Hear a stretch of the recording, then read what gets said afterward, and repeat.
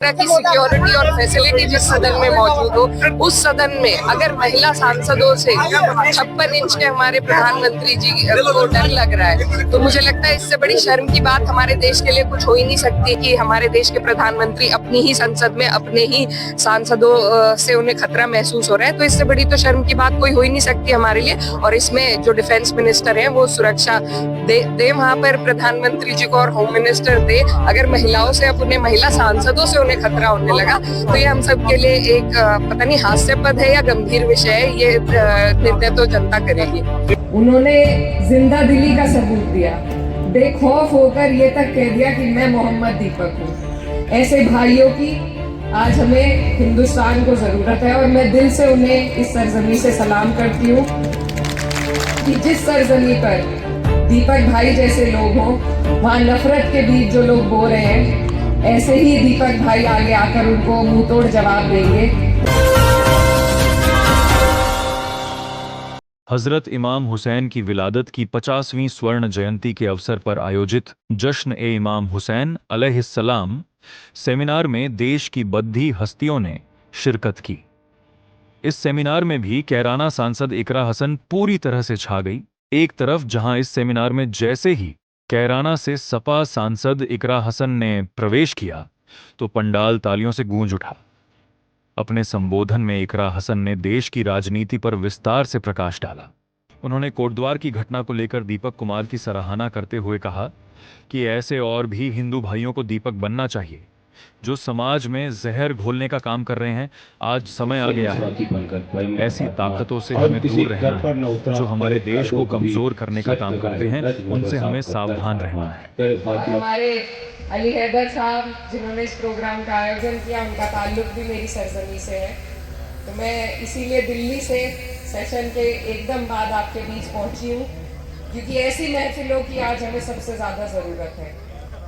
आज हम हर तरीके से ऐसे वक्त में खड़े हैं जहाँ नाइंसाफी हमारे सामने हो रही है, और आपकी उत्तराखंड में आज मैं मौजूद हूँ और यहीं की एक बात आपके बीच रखना चाहती हूँ। एक भाई है हमारे जिनकी हाल फिलहाल आपने खबर भी सुनी होगी, दीपक, जो कोटद्वार से ताल्लुक रखते हैं। ऐसे लोग हैं जो आज हमारे बीच में एग्जाम्पल के तौर पे है हुसैनी सोच के। उन्होंने जिंदा दिली का सबूत दिया, बेखौफ होकर ये तक कह दिया कि मैं मोहम्मद दीपक हूँ। ऐसे भाइयों की आज हमें हिंदुस्तान को जरूरत है और मैं दिल से उन्हें इस सरजमी से सलाम करती हूँ और यही पैगाम देना चाहती हूँ कि जिस सरजमी पर दीपक भाई जैसे लोग हों, वहाँ नफरत के बीच जो लोग बो रहे हैं, ऐसे ही दीपक भाई आगे आकर उनको मुंह तोड़ जवाब देंगे। तो मैं दिल से उन्हें धन्यवाद देना चाहती हूँ, शुक्रिया अदा करना चाहती हूँ। और यही मैं कहने आपके बीच आई हूँ कि अभी पार्लियामेंट का सेशन चल रहा है और नए जो हमारी ट्रेड डील हुई है यूएस की, वो भी आपके सामने मैं रखना चाहती हूँ कि कोई भी चीज़ अगर हम अपने देश में नफरत की राजनीति करेंगे तो वो यहीं तक सीमित नहीं रहती। आप ये सोचिए, आपको जो इजाजतें मिल रही हैं या नहीं मिल रही हैं, हर एक चीज राजनीति से जुड़ी है।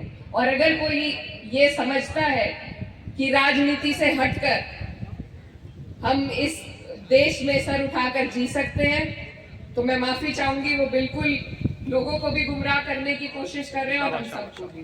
देश के लिए अपनी जिम्मेदारी को नहीं समझेंगे, जिसमें सबसे बड़ी जिम्मेदारी हमारी पॉलिटिकल अवेयरनेस है, तब तक ऐसे ही लोग हमारे देश को बेचेंगे। इसी तरह के लोग हमारे देश का दुनिया के स्तर पर सर झुकाने का काम करेंगे। और मैं भारतीय हूँ और गर्व से हूँ और मैं ये बर्दाश्त नहीं कर सकती कि यूएस में बैठा हुआ प्रेसिडेंट हमें बताए कि हम कहाँ से तेल खरीदेंगे और कहाँ से नहीं खरीदेंगे। तो अपने देश के लिए हमें किसी की राजनीति से ताल्लुक नहीं है।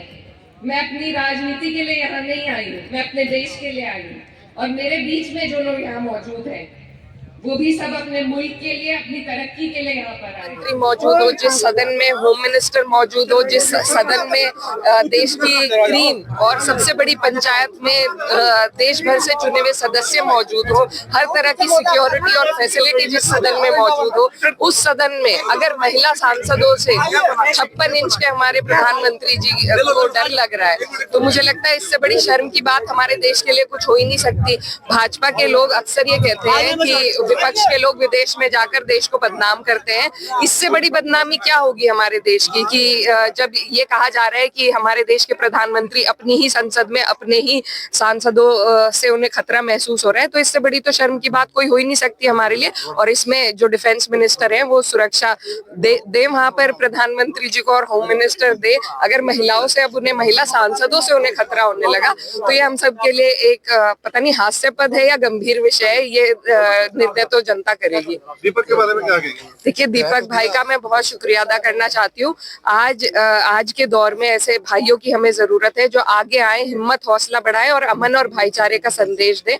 और आज उत्तराखंड की धरती पे हम मौजूद हैं, तो मैं उन्हें सलाम पेश। ऐसे लोग क्या कहेंगे जब आपको रोक दिया था, भाषण दे रही थी आप? देखिए, कुछ नहीं कहेंगे, वो उनकी सोच है, लेकिन हम अपनी बात, हमें कोई नहीं दबा सकता। हम अपनी बात जिस अंदाज में रखते हैं रखेंगे, हम किसी से नहीं डरने वाले। ये भी हुसैनी सोच है कि हम किसी से नहीं डरेंगे। शक्ल में तू है मौजिज़ा हुसैन, शहादतों की आबरू शहीद करबला हुसैन। या हुसैन, या हुसैन, लब्बैक या हुसैन। तुझसे मिलके खुद बिखर गई हुकूमतें हुसैन, तुझसे मिलके खुद बिखर गई हुकूमतें हुसैन। कहाँ गई वो सल्तनत, कहाँ गई वो ताकतें, कहाँ गई वो सल्तनत, कहाँ गई वो ताकतें। हर एक यजीद मिट गया मगर न मिट सका हुसैन।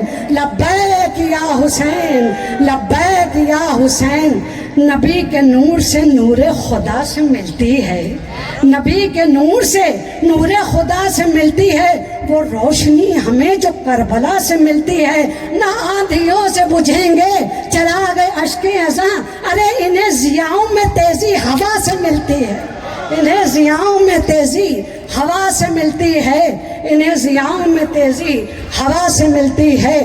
और जो सूरह इखलास आपके यहाँ है, तो उसका जिक्र हमारे रामचरितमानस के उत्तरकांड में आता है। वही कॉन्सेप्ट है, क़ुल हुवल्लाहु अहद। ये जो आप लोग कहते हैं, हम लोग जो कहते हैं, तो ये आता है। और हमारे छठे इमाम जनाब जाफर सादिक अलैहिस्सलाम ने भी ये कहा है। एक सवाल,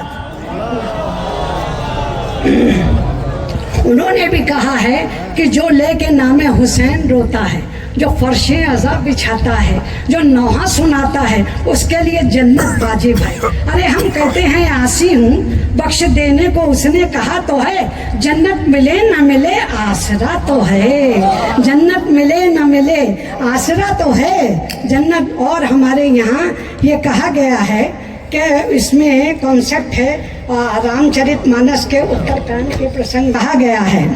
देखिए, जो आप लोग, हम लोग जो कहते हैं, ये वही कॉन्सेप्ट है कि